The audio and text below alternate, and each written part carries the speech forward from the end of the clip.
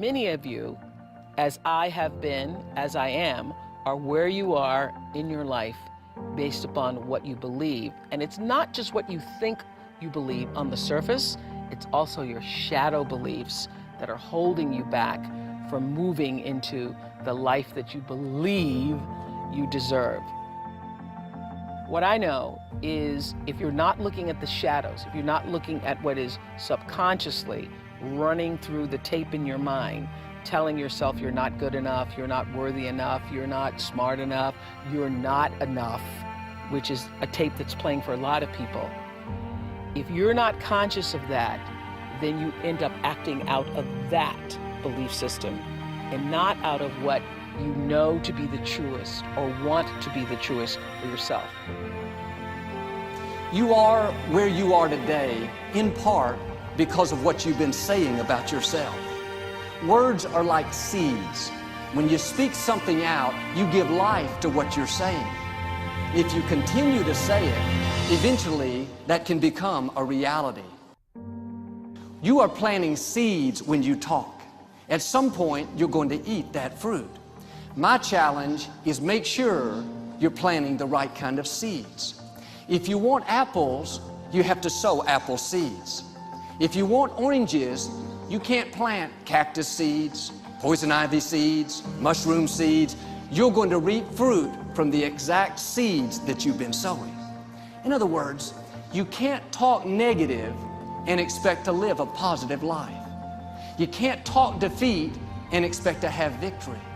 You can't talk lack, not enough, can't afford it, never get ahead, and expect to have abundance.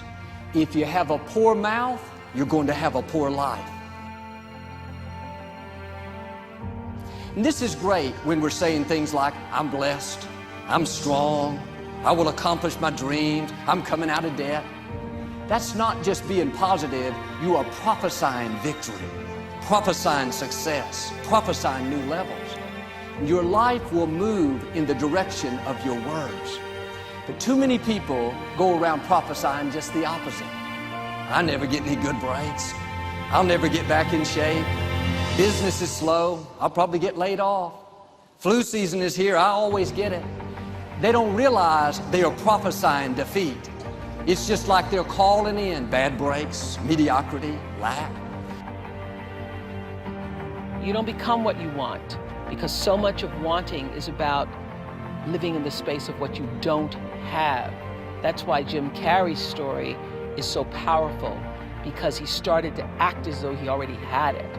He would go up to Mulholland Drive, he would drive away thinking, I already have those things, I just haven't accessed them as yet.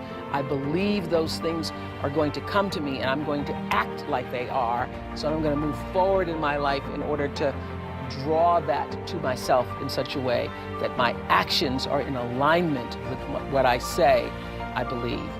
So if you start to think about that, really, why are you where you are in your life?